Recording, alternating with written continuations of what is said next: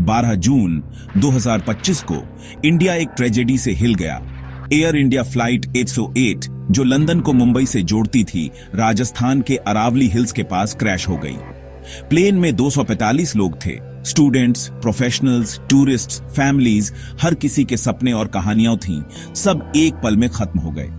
Plane landing से कुछ ही minute पहले रडार से गायब हो गया और उसके तुरंत बाद तबाही की खबर आई। रेस्क्यू टीम्स को पूरी तरह से तबाह मंजर दिखा। प्लेन टुकड़ों में बदल गया था। बोर्ड पर 240 लोगों में से सिर्फ एक ही बचा। बाकी के 248 जान, हर एक रिश्तों और फ्यूचर का एक पूरा संसार खत्म हो गए। देश गहरे सदमे में है। इस नुकसान का बोझ हर घर में महसूस हो रहा है। विक्टिम्स के नाम रिलीज किए जा रहे हैं, जिससे यह ट्रेजेडी फैमिलीज और फ्रेंड्स के लिए दर्दनाक रूप से रियल बन गई है। आसमान जो कभी उम्मीद का सिंबल था, अब जिंदगी की कमजोरी की याद दिला रहा है। शेयर्ड दर्द के इस पल में हम एक साथ खड़े हैं, एक परिवार की तरह दुख मना रहे हैं। यह सिर्फ एक हेडलाइन नहीं है, यह एक ऐसा घाव है जिसे भरने में टाइम लगेगा। तबाही के बीच एक अकेला चमत्कार सामने आया। एक ब्रिटिश नागरिक क्रैश में बच गया। मलबा में जिंदा पाए गए इस सर्वाइवर की स्टोरी रेसिलियंस और उम्मीद की है। हॉस्पिटल एयरलिफ्ट किए गए, उन्हें अब सबसे अच्छी पॉसिबल केयर मिल रही है।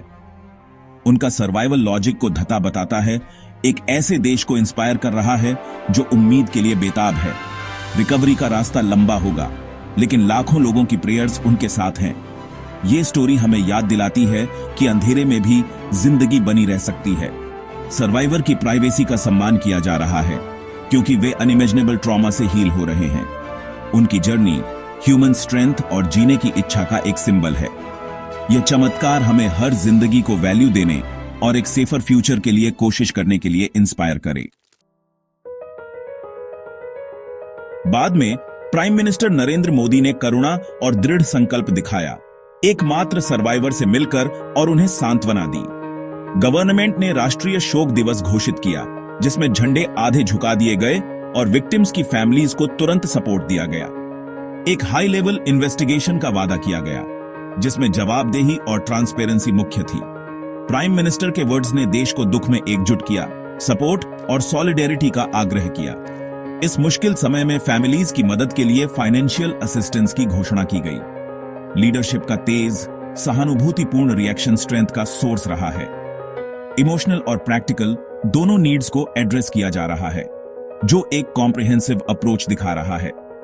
क्राइसिस में देश एक साथ खड़ा है, हील होने और जवाब खोजने के लिए दृढ़ संकल्पित है। इस ट्रेजेडी ने दुनिया भर में सदमे की लहर भेजी। ग्लोबल लीडर्स से सहानुभूति और सपोर्ट के मैसेज मिले। प्रेसिडेंट ट्रंप और अन्य लोगों ने संवेदनाएं और असिस्टेंस की पेशकश की, जो आपदा के पैमाने को उजागर करता है। इंटरनेशनल मीडिया ने स्टोरी को बड़े पैमाने पर कवर किया, जिसमें नुकसान और एकमात्र सर्वाइवर पर फोकस किया गया। सोशल मीडिया प्रेयर्स और सॉलिडेरिटी से भरा हुआ था, जो बॉर्डर्स के पार लोगों को एकजुट कर रहा था। फ्लाइट के इंटरनेशनल पैसेंजर्स ने इसे एक शेयर्ड ट्रेजेडी बना दिया, जिसमें एम्बेसीज इंडियन अथॉरिटीज के साथ मिलकर काम कर रही थीं। यह कोलैबोरेशन ग्लोबल डिप्लोमेसी और करुणा का सबसे अच्छा रूप दिखाता है। दुनिया ने इंडिया के साथ शोक मनाया, हमारे सबसे अंधेरे घंटे में सांत्वना दी।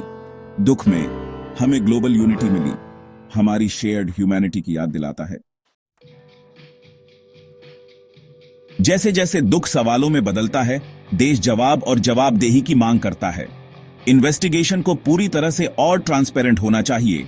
भविष्य की ट्रेजेडीज को रोकने के लिए कारण का पता लगाना चाहिए। यह आपदा एविएशन इंडस्ट्री के लिए एक वेकअप कॉल है। सेफ्टी प्रोटोकॉल्स और ट्रेनिंग की जांच होनी चाहिए। इमोशनल टोल ने हमें एकजुट किया है, जो हमारी शेयर्ड वल्नरेबिलिटी और स्ट्रेंथ की याद दिलाता है। हमें अपनी यूनिटी को रिफॉर्म्स और सेफर स्काइज की मांग में लगाना चाहिए। विक्टिम्स को सबसे बड़ी श्रद्धांजलि यह है कि हम सीखें और यह सुनिश्चित करें कि ऐसा फिर कभी न हो। उनकी याद हमें सभी के लिए एक सेफर फ्यूचर बनाने के लिए प्रेरित करे। इस ट्रेजेडी से आइए हम प्लेस करें, उनका नुकसान स्थायी बदलाव लाएगा।